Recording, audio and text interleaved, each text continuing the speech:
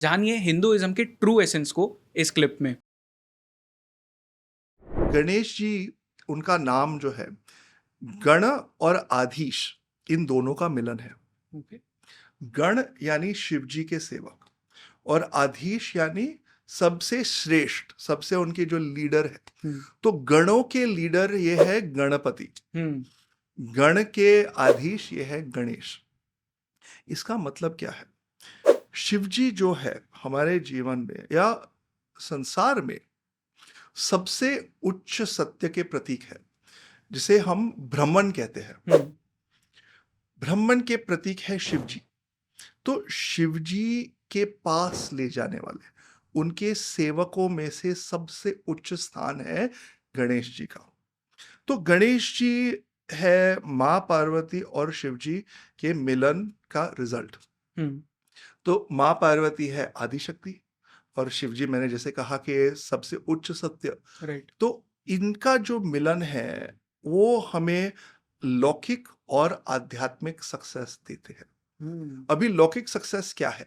हम हमारा definition of success बहुत क्लियर होना चाहिए, क्योंकि हमें लगता है जिनके पास पैसा है, जिनके पास मतलब गाड़ियां है, कपड़े हैं, अलग अलग जगहों में घर है, वो सक्सेसफुल है। हम्म। लेकिन सक्सेसफुल वो आदमी या औरत है, वो जन है जिन्होंने अपने जीवन के सर्कमस्टांसेस को अच्छी तरह से फेस करके उसका लेसन लिया और उस लेसन से आगे बढ़ पाए। तो जब गणेश जी हमें मटेरियल सक्सेस देते हैं, वो ऐसा नहीं कि जिन जिन लोगों ने गणेश जी की पूजा की उनको अच्छा घर मिल हम्म। जाएगा, पैसे मिल जाएंगे। शायद मिल भी जाए, क्या पता। लेकिन गणेश जी हमारे जीवन के सारे सर्कमस्टांसेस में से हमें लेसन देते हैं राइट। और वो लेसन्स के थ्रू हमें एंड में स्पिरिचुअलिटी तक ले ही जाते हैं। हम्म। तो जो गणेश जी का प्रसाद होता है, जो हम उनको भोग के तरीके से ऑफर करते हैं और नैवेद्य के तरीके से लेते हैं, जो उनका प्रसाद है वो मोदक है। हम्म। मोदक का तो आपको पता ही है, यूनिक शेप है। राइट। से पहले एकदम फैलता है और फिर एंड में एक पॉइंट पे आके खत्म हो जाता है। उसी तरीके से गणेश जी हमें हमारे जीवन में संबोधन देते हैं कि आपको आपके जीवन को बहुत पूरी तरह से फुल्ली एक्सपीरियंस करना चाहिए और करते करते keep growing, keep growing, keep growing, but as you grow get the lessons. Hmm. और जब वो लेसन्स आ जाएंगे ना, तो एंड में एक हाईएस्ट पॉइंट तक वो हमें पहुंचा देंगे। वाओ, दिस मेक्स एक्चुअली बहुत ज़्यादा सेंस बनाता है ये चीज़, क्योंकि मेरे लाइफ में गणपति जी बहुत टाइम से है, बट मेरा कभी ऐसा कनेक्ट नहीं हुआ था उनसे। But since past I would say 3 years मेरा एक स्पेशल कनेक्ट बन गया है गणपति से, बिकॉज बहुत हे वायर्ड था मैं, कि मतलब एक डायरेक्शन नहीं था। And now in my life, जो जिस जगह पे मैं हूँ, जिस पॉइंट पे मैं हूँ, I have a certain direction कि इस डायरेक्शन में मुझे जाना है। And I always had this fear कि होगा नहीं होगा। हम्म। तो स्टेबिलिटी नहीं थी। आई वॉज ट्राइंग एवरीथिंग, मतलब कंटेंट में भी I have tried literally everything. And now जब मेरे लाइफ में गणपति जी आ गए, तो I have that stability, and मुझे पता है कि अब कि मुझे क्या करना है, किस डायरेक्शन में मुझे जाना है। बिल्कुल। तो I can really see that point. वो जो आपने मोदक वाली चीज बोली, तो in a way I am reaching that one point, धीरे धीरे धीरे धीरे। Very good. तो फिर अगली बार आप मेरी जगह पे बैठ जाए, मैं आपको मैं क्वेश्चंस पूछूंगा, नो कैसी सर। रही आपकी journey. I would, I mean, मुझे पता नहीं गणपति जी मुझे किस जगह लेके जा रहे हैं, बट आई कैन सी कि एटलीस्ट जो होगा वो यहाँ से अच्छा ही होगा। जी। But a lot of people, मतलब मेरे खुद के भी ये प्रश्न है कि गणपति जी सिग्निफाई क्या करते हैं, एंड जिस तरह से गणपति जी दिखते हैं, हम्म। वो क्यों उस तरह से दिखते हैं। ठीक है। देखिए, गणेश जी के ओरिजिन के बारे में अलग अलग कथाएं हैं। और अगर हम अपने शास्त्र भी देखें, हम्म। तो अलग प्रकार के शास्त्र होते हैं। जैसे आप शायद जानते होंगे, वेद है, वेदों का एक भाग है उपनिषद। राइट। और वेदों और उपनिषदों से अलग है एक अलग प्रकार के शास्त्र, जिन्हें कहते हैं हम पुराण। हम्म। और पुराणों से भी अलग है इतिहास, जो कि है महाभारत और रामायण। तो गणेश जी के बारे में, गणेश जी का जिक्र कई पुराणों में किया गया है और अलग अलग पुराणों में उनकी ओरिजिन स्टोरी स्लाइटली डिफरेंट है। ओके। कई कई कई पुराणों में ऐसे कहते हैं कि केवल पार्वती जी ने उन्हें बनाया, इसलिए उनका नाम है विनायक, हम्म। बिना नायक। ठीक है। कई पुराणों में ऐसे कहते हैं कि शिव जी ने खुद बनाया, तो उनका एक नाम जो इतना कॉमन है वो शिवसुत भी है। Oh okay. ठीक है। और कई कहते हैं कि शिव जी और पार्वती जी के मिलन की वजह से गणेश जी बने। ठीक है। लेकिन जो सबसे पॉपुलर स्टोरी है जो हम सारे जानते हैं कि पार्वती माँ को अपने लिए एक गण चाहिए था। ठीक है।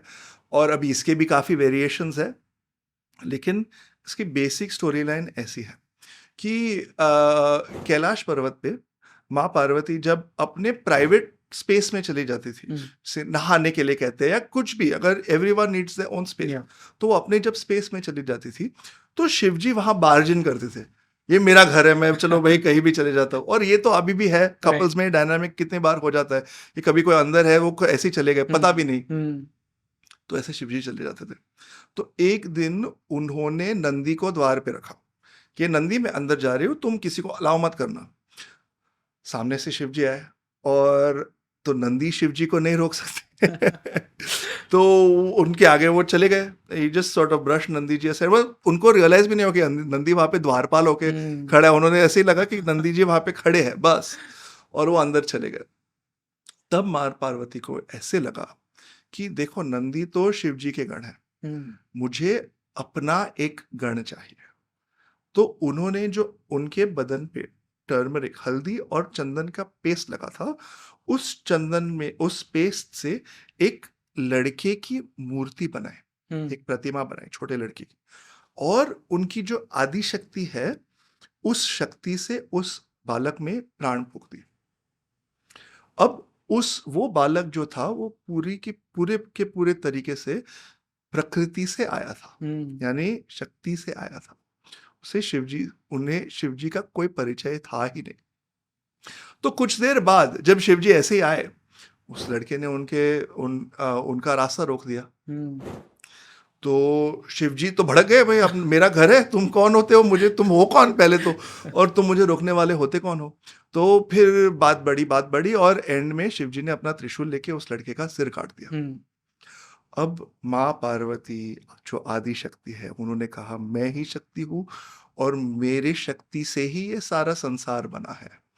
तो अब वो इतनी क्रोधित हो गई कि मैं ये पूरा संसार खत्म कर दूंगी।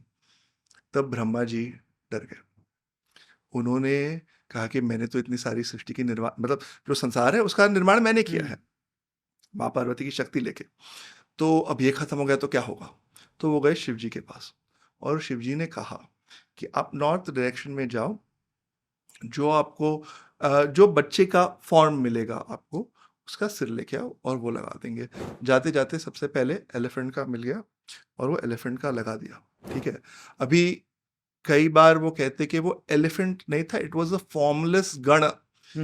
जैसे कि हम अपने बॉडी से बहुत आइडेंटिफाइड है, तो हमारे बहुत क्लियर फीचर्स है, आंखें एक शेप की है, कान एक शेप के, नाक एक शेप का है। लेकिन जो गण है वो अपने बॉडी से इतने आइडेंटिफाइड है ही नहीं, बस उनके कर्म इतने स्ट्रांग नहीं है कि उनको एक फिक्स्ड बॉडी की जरूरत हो। तो जो जनरलाइज्ड फीचर्स के, तो कई कई कहते कि वो गण थे, वे गण का थे। लेकिन कहानी जो भी हो, हमें उसकी सीख लेनी है। ठीक है। तो वो एक गज या हाथी का सिर लिया, उस लड़के के थर्ड पे बॉडी पे डाल दिया और उसमें शिवजी ने प्राण डाल दिया। इसके अलावा उन्होंने कहा कि ये जो बालक है ये अब गणपति या गणेश के नाम से जाना जाएगा। इसके बारे में हमने ऑलरेडी डिस्कस किया। तो उन्होंने अपने गणों का लीडर इन्हें बना दिया। राइट। और उन्होंने क्या कहा, उन्होंने कहा वेदों के हिसाब से जो भी पूजा होगी उन सारी पूजाओं में सबसे पहले भगवान श्री गणेश की पूजा होगी। तो अगर आप गणेश पूजा भी कर रहे हो तो भगवान श्री गणेश की पूजा के साथ ही वो होती है। यू स्टार्ट फर्स्ट ओम श्री गणेशाय नमः, उनकी थोड़ी सी पूजा कर लो, फिर गणेश पूजा शुरू होती है। ठीक है। अभी ये रही कहानी। कहानी के पीछे आध्यात्मिक मीनिंग क्या है। मां पार्वती रिप्रेजेंट्स कुंडलिनी शक्ति, जो कि हमारे स्पाइन के सबसे लोएस्ट एरिया में पोटेंशियल एनर्जी की तरह रहती है। शिव जी रिप्रेजेंट सहस्रार चक्र, जो सबसे हाईएस्ट चक्र है। अब जब कुंडलिनी शक्ति प्यूरिफाई हो जाए तो उनका और शिव जी का मिलन बहुत स्पॉन्टेनियसली होता है। इसलिए शिव कहानी में क्या है, शिव जी बार्जिन हो जाते हैं राइट। बिना पूछे। That is the subtle meaning of it. अब क्या है, माँ पार्वती ने उस मूलाधार चक्र पे एक लड़का लगा दिया जिसका नाम था विनायक, क्योंकि बिना नायक वो बना। राइट। ठीक है, वो लड़का क्या जानता था, उसको सिर्फ यही पता था कि शक्ति है। उसे ये नहीं पता कि एक पुरुष तत्व भी है जिसके मिलन के साथ सृष्टि निर्माण हुई। तो जब वो स्पॉन्टेनियस क्या है मिलन होने आया, तब उसने बात डाल दी। इसका मतलब है हमारा ईगो जो सिर्फ मटेरियल एग्जिस्टेंस को जानता है, उसका एक्सपीरियंस सिर्फ मटेरियल एग्जिस्टेंस का है। एक पुरुष तत्व या डिवाइन एसेंस के साथ उसका कनेक्शन है ही नहीं। तो क्या करे, तो अपने ईगो को काबू में लाने के लिए या उसको रीओरिएंट करने के लिए कई अलग अलग टेक्निक्स है, जैसे कि शास्त्र की स्टडी, साधना, मेडिटेशन इत्यादि। लेकिन कभी कभी ऐसे होता है कि उसको अपने रूट से ही वो ईगो को निकालना पड़ता है। इसका प्रतीक है वो बच्चे का सिर कट जाना। राइट। और जो सिर कटा कैसे, त्रिशूल से। त्रिशूल के क्या होते हैं, 3 expressions and 1 root। तो 3 expressions can be our waking state, जागृत अवस्था, स्वप्न अवस्था, ड्रीम स्टेट, और डीप स्लीप स्टेट, सुषुप्ति अवस्था। और उसका रूट क्या है, उसका रूट एक ही चेतना है, कॉन्शियसनेस। तो it is not that he was killed by a weapon. वो शिवजी ने अपने हाईएस्ट नॉलेज से उस विनायक की इग्नोरेंस को खत्म किया। और फिर क्या हुआ, और फिर वो बच्चे को एक ऐसे, वो जो विनायक थे उनको जब गणपति बनाया तो एक ऐसा ट्रांसफॉर्मेशन आया जो हमें पूरी तरह से स्पिरिचुअल जर्नी का हर एक प्रतीक दिखता है। जैसे कि अगर बड़ा सिर रखना हो, जो बड़ा सिर है इसका क्या मतलब है, आपको नॉलेज होनी चाहिए। देखिए यहाँ पे कितने सारे बुक्स हैं और हम नॉलेज के बारे में ही बात करें। तो अगर आपको आगे बढ़ना हो स्पिरिचुअली या मटेरियली, आपको नॉलेज की जरूरत है। फिर क्या, छोटी आंखें, अब जो काम कर रहे हो कॉन्सेंट्रेशन से करो। ठीक है, फिर क्या है, उनके बड़े कान हैं, इसका मतलब क्या, बहुत सुनो। उनकी जो सूंड है वो इतनी फ्लेक्सिबल, हाथी की सूंड इतनी फ्लेक्सिबल है, वो एक पेड़ को भी उखाड़ सकती है और एक पिन को भी जमीन से उठा सकती है। तो अपने जीवन में फ्लेक्सिबल रहो। गणेश जी का जो मुंह है वो छिपा हुआ है, इसका क्या मतलब है, ज्यादा बोलो मत, लेकिन जब मुंह खोलो ऐसी बातें कर दो कि पूरी दुनिया परिवर्तित हो जाए। उनके जो 2 दांत है उसमें से एक टूटा हुआ है, उसके अलग अलग स्टोरीज है। एक तो कहते हैं कि जब परशुराम ने उनका परशु फेंका गणेश जी पे, उनका एक बार विवाद हो गया था, तो परशु फेंका तो गणेश जी को पता चला कि ये शिव जी ने परशु दिया है, तो उन्होंने सूंड पे उसको लिया आउट ऑफ रिस्पेक्ट। लेकिन जो महाभारत की जब लेखन हुआ था, जब वेद व्यास ने उसे लिखने के लिए लिया था, तब उन्हें एक स्क्राइब की जरूरत थी कि जो लिख सके, क्योंकि वो कंपोज करके बोल रहे थे। राइट।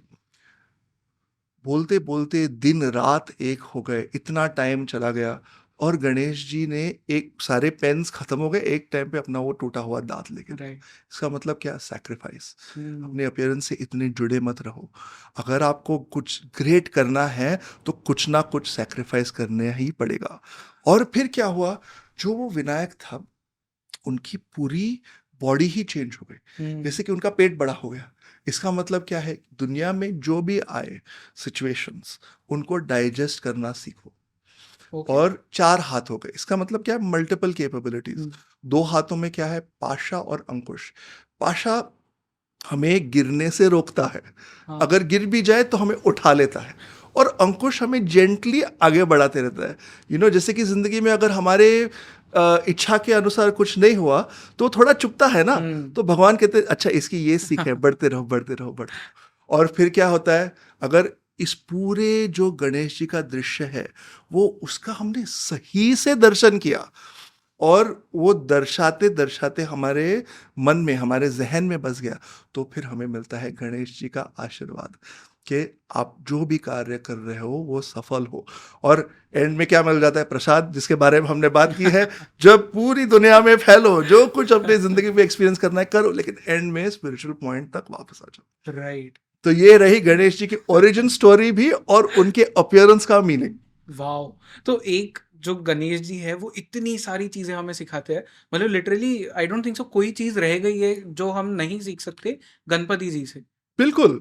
और क्या है कि हमारे सनातन वैदिक धर्म में हर एक जो देवी देवता है, उनके अपीयरेंस इसी तरीके से है कि वो ऐसे तरीके से प्रकट हुए हैं हुँ। कि उन्होंने हमें हर एक आध्यात्मिक सच दर्शाया है।